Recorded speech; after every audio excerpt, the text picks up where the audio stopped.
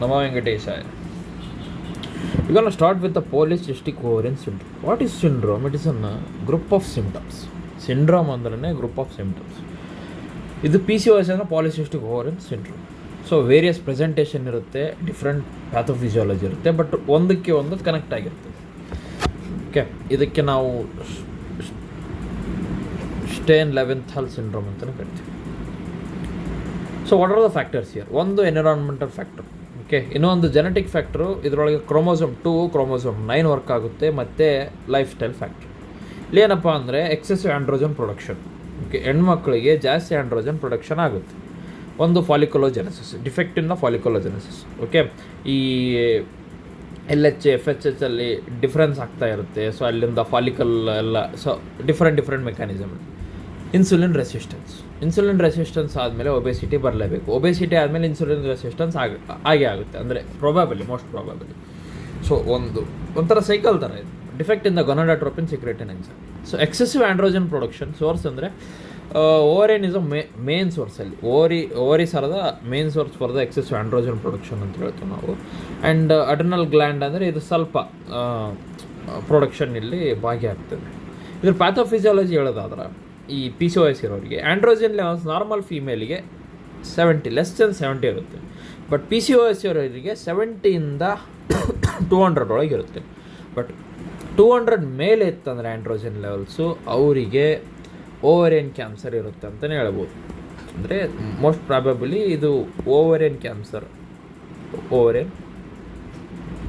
ಇರೋರಿಗೆ ಬರ್ತದೆ. ಇಲ್ಲಾಂದರೆ ಇಲ್ಲಿ ಇರುಸಿಟಿಸಮ್, 70ಇಂದ 200 ತನಕ ಏನಾದರೂ ಆ್ಯಂಡ್ರೋಜನ್ ಲೆವೆಲ್ ಇದ್ದರೆ ಇದು ಇರುಸಿಟಿಸಮ್ ಆಗೋ ಚಾನ್ಸಸ್ಗಳು ಇರುತ್ತೆ. ಸೊ ಕಾಂಪ್ಲಿಕೇಶನ್ ಅಂದರೆ ಇಲ್ಲಿ LDL ಜಾಸ್ತಿ ಆಗ್ತದೆ, ಯಾಕಂದರೆ ಒಬೆಸಿಟಿ ಅಲ್ಲ. ಆ್ಯಂಡ್ HDL ಕಮ್ಮಿ ಆಗ್ತದೆ. Risk of coronary artery CHD ಜಾಸ್ತಿ ಆಗ್ತದೆ.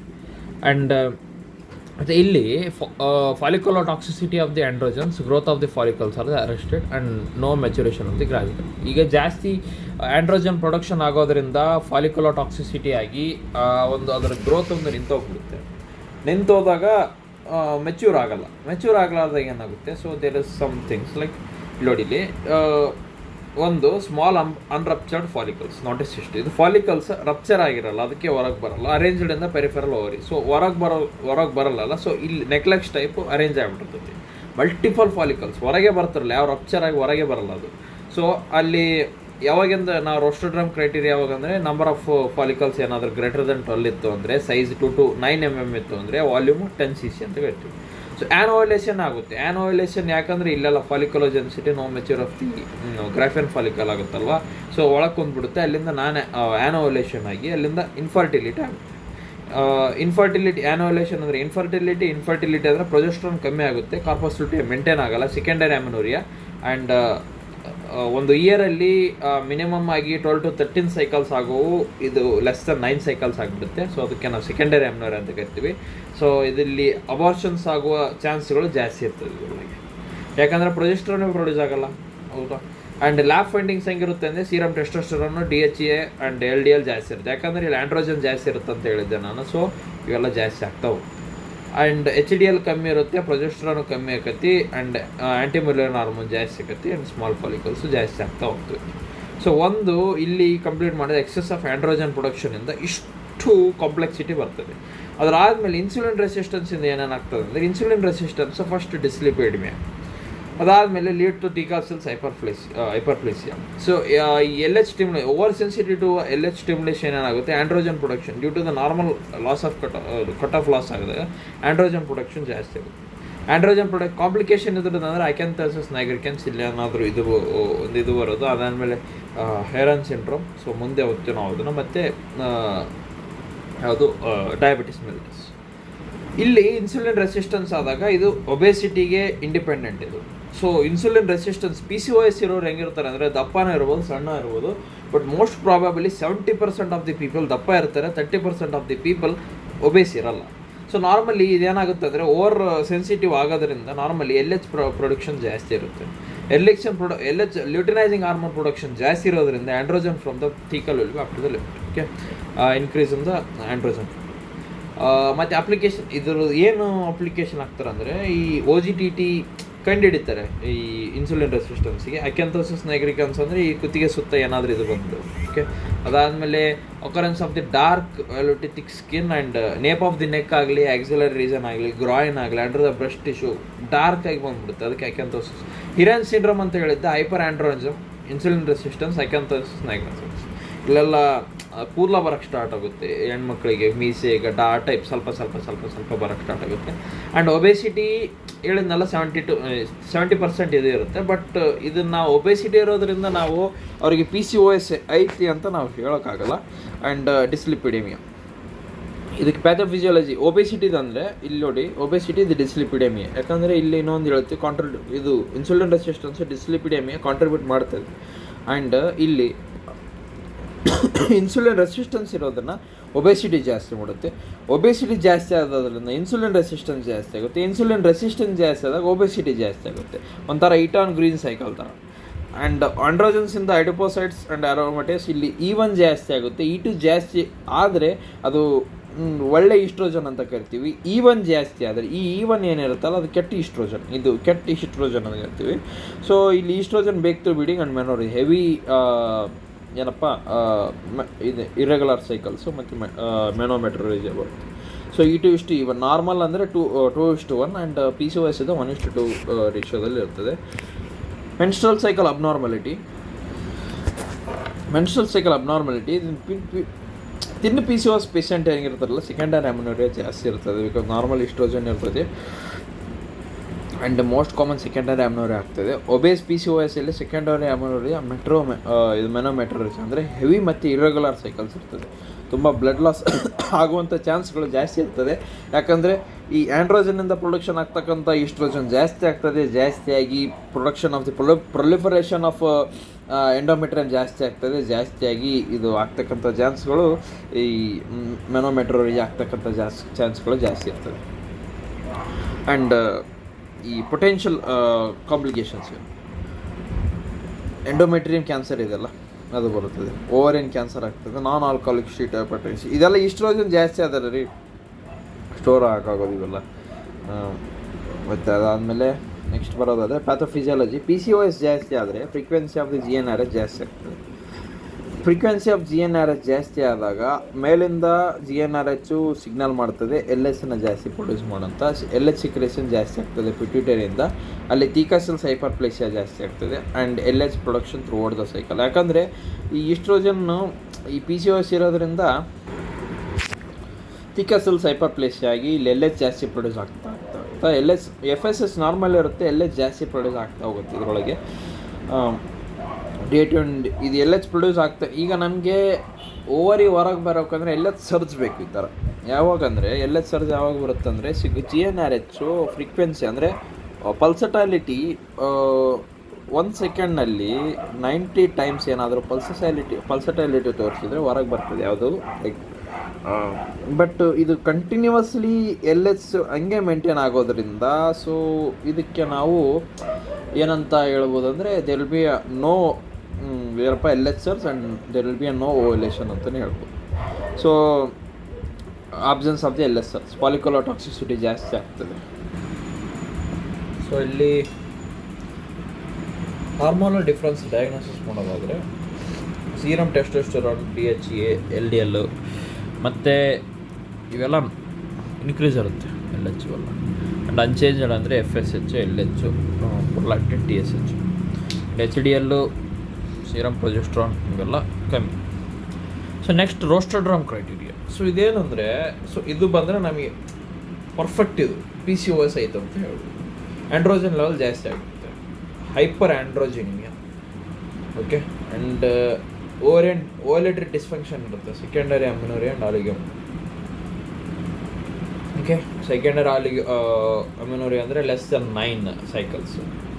Polycystic appearance of the ovaries ಅಂದರೆ ಮೋರ್ ದೆನ್ 12 ಫಾಲಿಕಲ್ಸ್ ಒಳಗಿರುತ್ತೆ ಆ್ಯಂಡ್ 2 to 9 mm ಸೈಜಲ್ಲಿ ಇನ್ 1 or both ovaries, and ovary will be greater than this 10 cc. Provisional ಈ diagnosis of the PCOS ಹೆಂಗಂದರೆ 17-OH hydroxy progesterone. So ಇದು less than 200 less than 200 nanogram ಅಂದರೆ congenital adrenal ಹೈಪರ್ಪ್ಲೇಸಿಯಾನ rule out ಮಾಡುತ್ತೆ. 200 to 800 ಇದೆ ಅಂದರೆ ACTS stimulation test ಇದನ್ನು ಮಾಡ್ತೀವಿ. And greater than 800 confirms late onset of the CH. So any of the two ಇದರೊಳಗೆ positive ಇರಬೇಕು. ಆ್ಯಂಡ್ ಇದನ್ನು ನಾವು ನೋಡ್ತೀವಿ. ಸೊ ಕನ್ಜನಟಲ್ ಏನಾದರೂ ಪ್ರಾಬ್ಲಮ್ ಇದೆ ಅಂತ ನಾಟ್ ಆ್ಯಂಡ್ ಡಯಾಗ್ನೋಸ್ಟಿಕ್ ಒಬೇಸ್ ಇರೋದ್ರಿಂದ ಅವ್ರೇನು PCOS ಆಗೋಲ್ಲ. ಇನ್ಸುಲಿನ್ ರೆಸಿಸ್ಟೆನ್ಸ್ ಇದೆ ಅಂತ ಅವ್ರೇನು PCOSಗೆ ಅಂಟ್ರಾಗಲ್ಲ. ಆ್ಯಂಡ್ LH FSH ರೇಷಿಯೋ ನೋಡಿ ನಾವೇನು PCOSಗೆ ಹೋಗೋದಾಗಲ್ಲ. ಆ್ಯಂಡ್ ನೆಕ್ಲೆಸ್ ಲೈಕ್ ಅಪಿಯರೆನ್ಸ್ ಅಕ್ಯಾಂಥೋಸಿಸ್ ನೆಗ್ರಿಕಾನ್ಸ್ ಅದನ್ನು ನೋಡಿ ನಾವೇನು PCOSಗೆ ನಾವು ಏನಂತೀವಲ್ಲ ಡಿಟರ್ಮೈನ್ ಮಾಡೋದಾಗಲ್ಲ. ಸೊ ಇವೆಲ್ಲ ಕ್ರೈಟೀರಿಯಾ ಅಂದರೆ ಇದು ಮೇನ್ ಆಗಿ ಆ್ಯಂಡ್ರೋಜನ್ ಲೆವೆಲ್ಸು ಬರ್ತಕ್ಕಂಥ ಈ ಮೆನೋರೇಜಿಯಾ ಲೈಕ್ ಅಮೆನೋರಿಯಾ, ಸೆಕೆಂಡರಿ ಅಮೆನೋರಿಯಾ ಮತ್ತು ಪಾಲಿಸಿಸ್ಟಿಕ್ ಅಪಿಯರೆನ್ಸ್ ಇವೆಲ್ಲ ಬಂದಾಗ ಮಾತ್ರ ನಾವು ಡಿಟರ್ಮೈನ್ ಮಾಡೋಕ್ಕೆ ಸಾಧ್ಯ. ಈ ಕಾನ್ಸಿಕ್ವೆನ್ಸ್ ಏನಾಗುತ್ತೆ ಅಂದರೆ ಶಾರ್ಟ್ ಟರ್ಮಲ್ಲಿ ಮೆನ್ಸ್ಟ್ರಲ್ ಇರೆಗ್ಯುಲಾರಿಟಿ ಆಗುತ್ತೆ, ಹಿರಿಸಿಟಿಸಮ್, ಆ್ಯಂಡ್ರೋಜನ್ ಜಾಸ್ತಿ ಆಗುತ್ತೆ, ಅಲೋಪೇಸಿಯಾ ಕೂದಲ ಉಚ್ಚೋಗುತ್ತೆ, and infertility, insulin resistance. Approach to the PCOS ಇದು ಸೆಕೆಂಡರಿ ಅಮೆನೋರಿಯಾ ಹೆಂಗಿರುತ್ತೆ ರೊಟೀನ್ ಇನ್ವೆಸ್ಟಿಗೇಷನ್, UPT ನೆಗೆಟಿವ್ ಇರುತ್ತೆ, LH ಜಾಸ್ತಿ ಇರುತ್ತೆ, ಆ್ಯಂಡ್ FSH ನಾರ್ಮಲ್ ಇರುತ್ತೆ. ಯಾಕೆ LH ಜಾಸ್ತಿ ಇರುತ್ತೆ ಅಂದರೆ PCOS ಒಳಗೆ ಆ್ಯಂಡ್ರೋಜನ್ ಏನು ಮಾಡುತ್ತೆ ಅಂದರೆ GnRH ಏನಿರುತ್ತೆ ಅದ್ರ ಪಲ್ಸಟೈಲಿಟಿ ಜಾಸ್ತಿ ಆಗ್ತಾ ಹೋಗುತ್ತೆ. ಅಂದರೆ 1 ಸೆಕೆಂಡಲ್ಲಿ ಈ 90 ಸೈಕಲ್ಸ್, 1 ಸೆಕೆಂಡಲ್ಲಿ 60 ಸೈಕಲ್ಸ್ ಆದರೆ ಅಲ್ಲಿ FSH ಪ್ರೊಡ್ಯೂಸ್ ಆಗುತ್ತೆ. 1 ಸೈಕಲ್ಸಲ್ಲಿ 1 ಸೆಕೆಂಡಲ್ಲಿ 90 ಸೈಕಲ್ಸ್ ಆದರೆ LH ಪ್ರೊಡ್ಯೂಸ್ ಆಗ್ತಕ್ಕಂಥ ಚಾನ್ಸ್ಗಳು ಜಾಸ್ತಿ ಇರುತ್ತದೆ. ಸೊ ಈ ಒಂದು ಕ್ರೈಟೀರಿಯಾ ಒಳಗೆ LH ಎದಕ್ಕೆ ಜಾಸ್ತಿ ಆಗುತ್ತೆ ಅಂದರೆ ಈ ಒಂದು PCOS ಇರೋದ್ರಿಂದ ಅದು ಏನು ಮಾಡುತ್ತೆ ಪಲ್ಸಟಾಲಿಟಿ ಆಫ್ ದ GnRHನ ಜಾಸ್ತಿ ಮಾಡುತ್ತೆ. As I said as there will be a more pulsatility around 90 times in 1 second, then it can determine that luteinizing hormone ಜಾಸ್ತಿ ಆಗುತ್ತೆ ಅಂತ. ಸೊ GnRH ಪ್ರೊಡ್ಯೂಸ್ ಮಾಡೋದು 1 ಸೆಕೆಂಡಲ್ಲಿ 60 times ಅಂದರೆ FSH ಅಂದರೆ ಇದು ಜಾಸ್ತಿ ಪ್ರೊಡ್ಯೂಸ್ ಮಾಡ್ತಾ ಹೋಗುತ್ತಲ್ಲ, then literally there will be a increase in the luteinizing hormone. Okay, and next estrogen level ಜಾಸ್ತಿ ಆಗ್ಬೋದು, ನಾರ್ಮಲ್ ಆಗ್ಬೋದು. ಸೊ ಮೋಸ್ಟ್ ಪ್ರಾಬಬಲಿ ಜಾಸ್ತಿನೇ ಇರುತ್ತೆ. ಆ್ಯಂಡ್ ಥೈರಾಯ್ಡ್ ಡಿಸ್ಫಂಕ್ಷನ್ ಇರುತ್ತೆ, ಆ್ಯಂಡ್ ಅಮೆನೋರಿಯಾ ಆದರೆ but most of all time TSH ನಾರ್ಮಲೇ ಇರ್ತೈತಿ, and serum prolactin normal ಇರ್ತೈತಿ, and hyper prolactin negative feedback ಬಂದು GnRH ಅದು ಮುಂದೆ ಹೋಗ್ತದೆ. ಆ್ಯಂಡ್ ಸೀರಮ್ ಇದು ಟೆಸ್ಟೋಸ್ಟೆರಾನ್ ಏನಿರುತ್ತಲ್ಲ ಜಾಸ್ತಿ ಇರುತ್ತೆ, ಯಾಕಂದ್ರೆ ಆ್ಯಂಡ್ರೋಜನ್ಸು 17 OH ಇದು ಪ್ರೊಜೆಸ್ಟ್ರಾನ್ ನಾರ್ಮಲ್ ಇರುತ್ತೆ. ಯಾಕಂದ್ರೆ ಈ CAH ಏನಾದರೂ ಐತೆ ಅಂತೇಳಿ ಮುಂದೆ ಹೋಗ್ತೀವಿ congenital adrenal ಹೈಪರ್ಪ್ಲೇಸಿಯಾ. And progesterone challenge test ಏನು ಗೊತ್ತಾ, ಇದು ಪ್ರೊಜೆಸ್ಟ್ರಾನು ವಿಡ್ರಾಲ್ ಬ್ಲೀಡಿಂಗ್ ಆ್ಯಂಡ್ ಅಡ್ಮಿನಿಸ್ಟ್ರೇಷನ್. ಇದೇನು ಗೊತ್ತಾ, ಈ LHನ ಜಾಸ್ತಿ ಮಾಡುತ್ತಾ ನಾರ್ಮಲ್ FSH ಇರ್ತದೆ. ಓಕೆ, ಪ್ರೊಜೆಸ್ಟ್ರಾನ್ ಹಾಕಿದ ಗಟ್ಟಲೆ ಈ ಏನಪ್ಪ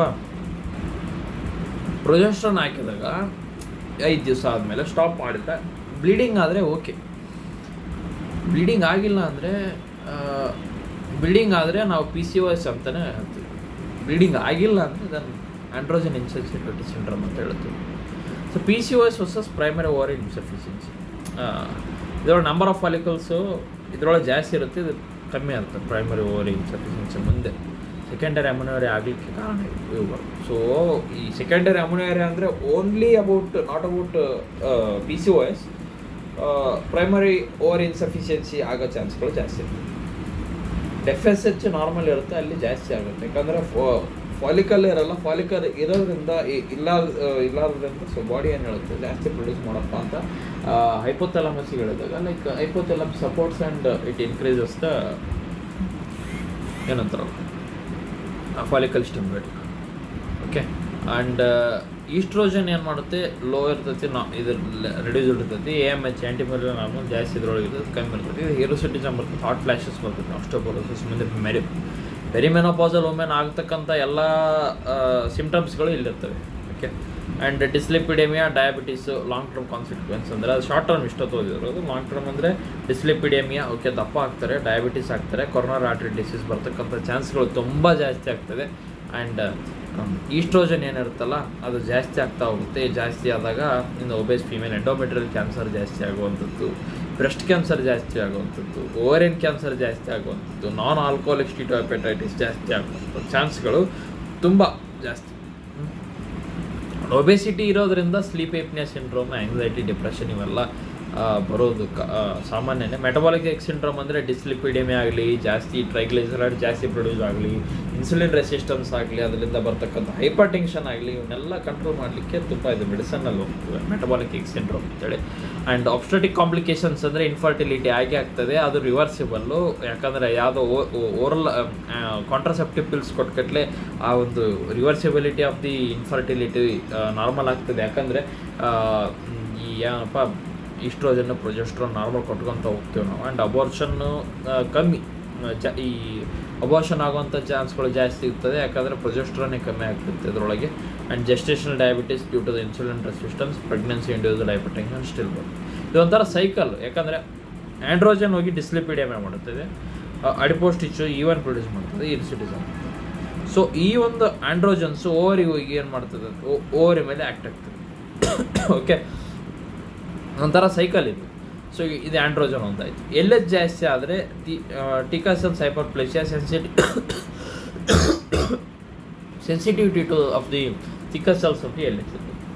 ಆ್ಯಂಡ್ ಇನ್ಸುಲಿನ್ ರೆಸಿಸ್ಟೆನ್ಸ್ ಜಾಸ್ತಿಯಾಗಿ ಡಿಸ್ಲಿಪಿಡೆಮೆ ಆಗ್ತದೆ. ಓಕೆ, ಆ್ಯಂಡ್ ಇಲ್ಲಿ ಈ ತುಂಬ ಆಟನ್ ಗ್ರೀನ್ ಸೈಕಲ್ ಥರ ಇದು. LH ಸರ್ಜ್ ಆಗದೇ ಇರೋದ್ರಿಂದ ಆ್ಯನೋವೆಲೇಷನ್ ಕಾಮನ್ ಆಗಿ ಹೇಳಿದೆ ನಾನು. ಆಮೇಲೆ follicular toxicity and complaint of hirsutism, acne and irregular cycle. Next up of the serum ಇದು ಟೆಸ್ಟೋಸ್ಟೆರಾನ್ ಲೆವೆಲ್ ಅಂತ ನಾವು. ಓಕೆ, ಅದನ್ನು ಲೆವೆಲ್ಸ್ ನೋಡ್ತೀವಿ. ಅದಾದಮೇಲೆ ಲಿಪಿಡ್ ಪ್ರೊಫೈಲ್ OGTT ಮಾಡ್ತೀವಿ. ಅದಾದಮೇಲೆ ಏನಪ್ಪ ಆಕ್ಸೆಸ್ ದ ಏನದು endometrial thickness greater than 12 mm of reproductive female ಇತ್ತು PCOS indication for the endometrial biopsy. Okay, ಇದು ನೆನ್ಪಿಟ್ಕೊಳ್ಳಿ. Greater than 12 mm in the reproductive age of female then PCOS indicates endometrial biopsy. Okay, next treatment ಬರೋದಾದರೆ